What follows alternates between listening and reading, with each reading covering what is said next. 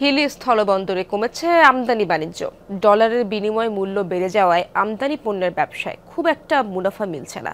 অভিযোগ উঠেছে চাহিদা মাফিক ঋণপত্র না পাওয়া, পণ্য ছাড়করণে বিড়ম্বনার কমছে আন্তঃবাণিজ্য। এ বিষয়ে শুল্ক কর্মকর্তাদের কোনো বক্তব্য পাওয়া যায়নি। এদিকে কাজ কমে যাওয়ায় কষ্টে দিন কাটাচ্ছেন শ্রমিক ও C&F কর্মচারীরা। শিয়া বাটার, অ্যালোভেরা ও ভিটামিন ই সমৃদ্ধ লিলি বিউটি সোপ। গত কয়েক মাস আগেও হিলি বন্দর দিয়ে প্রতিদিন 200 থেকে 250 পণ্যবাহী ট্রাক পণ্য নিয়ে ভারত থেকে দেশে প্রবেশ করলেও এখন এই সংখ্যা এসে দাঁড়িয়েছে 40 থেকে 50টিতে। ব্যবসায়ীদের অভিযোগ, ডলারের উচ্চ বিনিময় মূল্যের কারণে পণ্য আমদানি করে ক্ষতির মুখে পড়তে হচ্ছে। অনেকেই পণ্য আমদানি বন্ধ রেখেছেন। ডলার রেটের একটা ক্যালকুলেশন করলে যে পড়তা পড়বে, যে হিসাব আসতেছে, তাতে দেখা যাচ্ছে কি যে তার কম দামে পণ্য বাংলাদেশে বিক্রয় হচ্ছে। তাহলে তো কোনো আমদানিকারক তো আর লস করে ব্যবসা করবে না। বাজারটা খুবই খারাপ অবস্থা।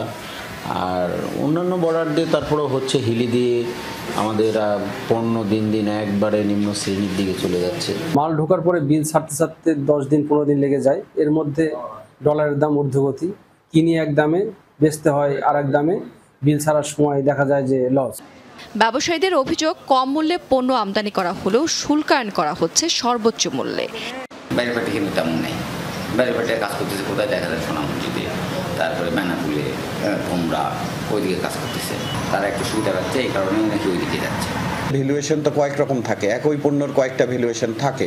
সেই ক্ষেত্রে অন্যান্য পোর্টে মিনিমাম ভ্যালু ধরা হয়, আমাদের ক্ষেত্রে এখানে ম্যাক্সিমাম ভ্যালুর প্রবণতাটাই বেশি।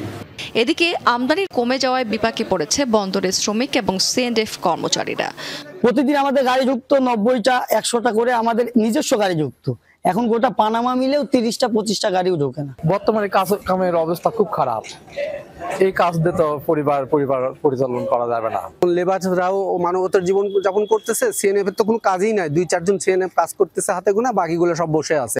বন্দরের ব্যবসা বাণিজ্য বাড়াতে কাস্টমস সহ সংশ্লিষ্ট সকলের সুদৃষ্টি কামনা করছেন ব্যবসায়ীরা। রাবেয়া স্মৃতি, যমুনা নিউজ।